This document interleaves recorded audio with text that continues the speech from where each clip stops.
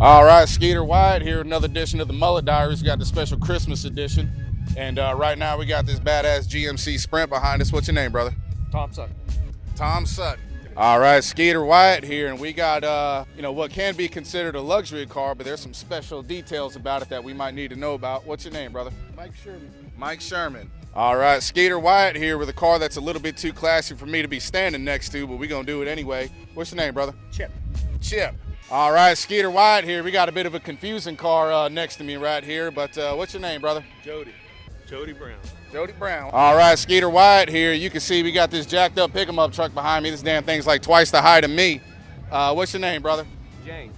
James. Nice to meet you. Nice to meet you. Why don't you tell us a little bit about this truck? It's a 1979, setting on a F-250 05 running gear.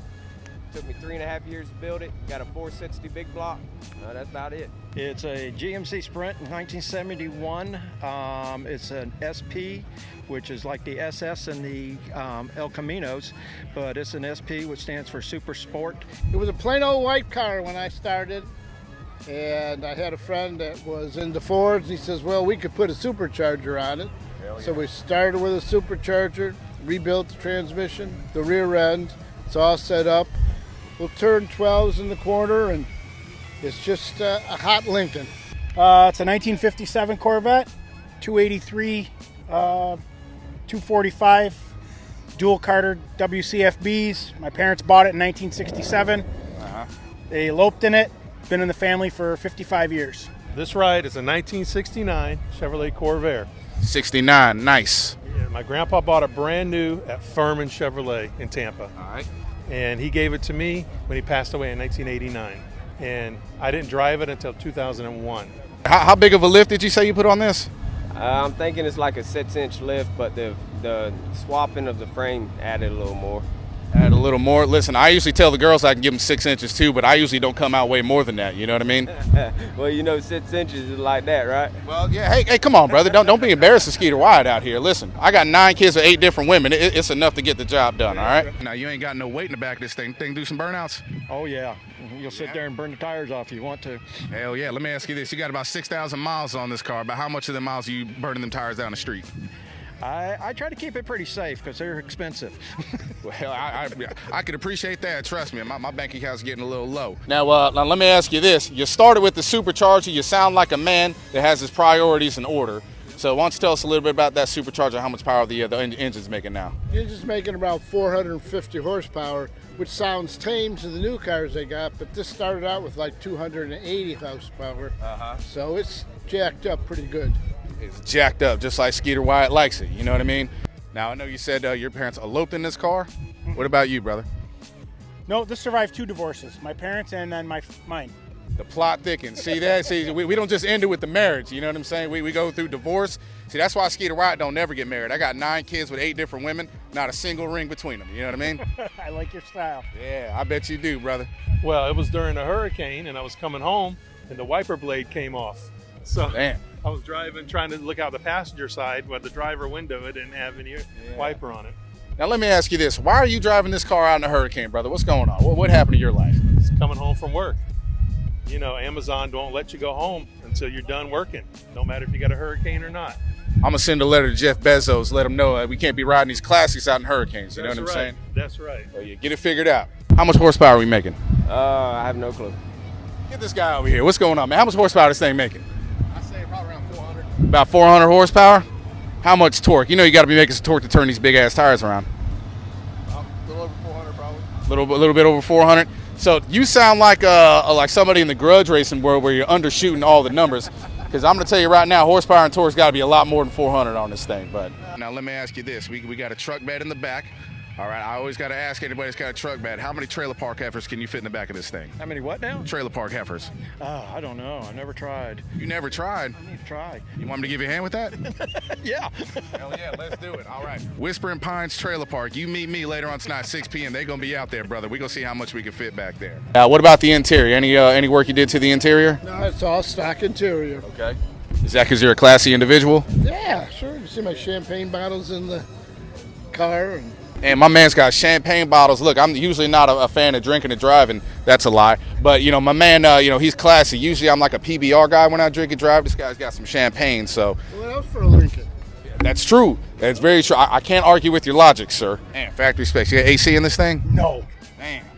No. Is that because you're too cool to sweat? No, I sweat. I sweat like a devil's crotch. I You know sweat. what I'm saying? Well, he offered to take his shirt off early. I don't know why he did. He could have just taken his shirt off, maybe cool off a little bit. I don't want to stain up the interior. Oh, that's true. Well, I think when your parents eloped in it, they may have stained up the interior themselves, but. I was probably conceived in here.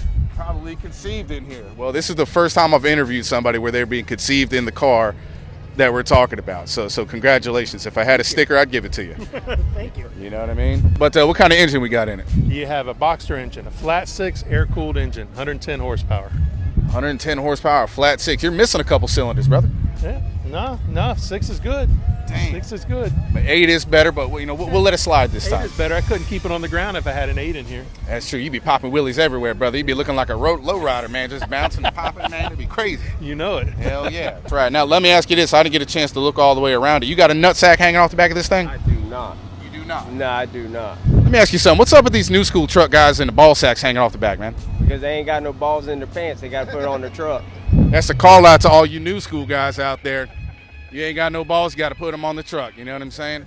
Now, is it true what they say about these cars? Is it really business in the front and party in the back?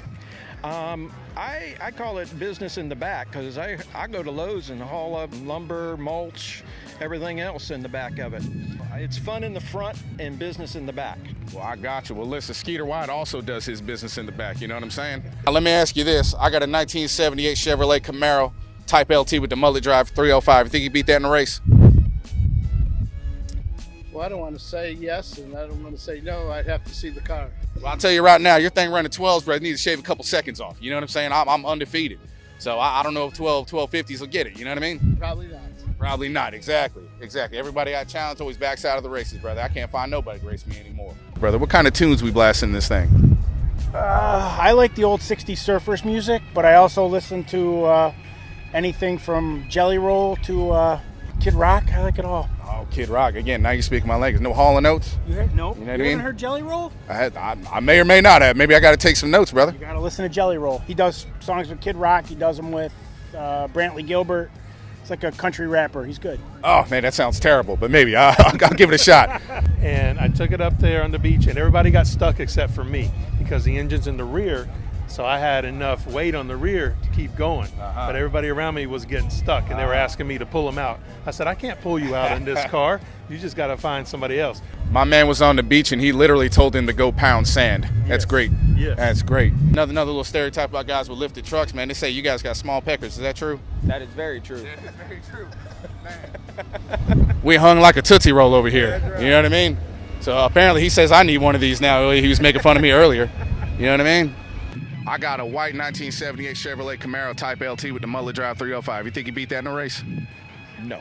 No. See, my reputation precedes me as it normally does. You know what I'm saying? So I got a 1978 Chevrolet Camaro Type LT with the Mullet drive 305. You think you beat that in a race? Nah, I'd let you win.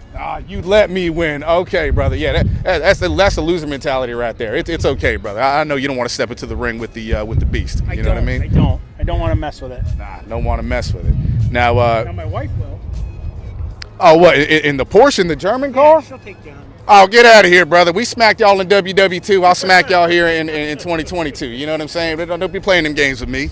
Let me tell you, that's what I was listening to this morning on the way here, the Eagles. That's right. And then they tried to slip in a little bit of Mariah Carey. I said, no, I don't want no Mariah Carey. I got to go back. Well, listen, brother, I can get down with some Mariah Carey as long as she's in a bikini in my living room, you know? Yeah, well, you hear the Christmas song all the time, so I didn't want to hear any Mariah Carey Christmas right now. You don't like Christmas, brother? I love Christmas, but you hear it every day. So all I want for Christmas is Mariah Carey not to sing it. Yeah, Mariah Carey, shut the hell up. We tired of you. But, yeah, anything else you want to say about the car, brother? Just that I love it, and I'm glad that you're here and appreciating the car with me. Hell yeah. Yeah. Hell yeah. Appreciate it, man. Appreciate it. Thank you.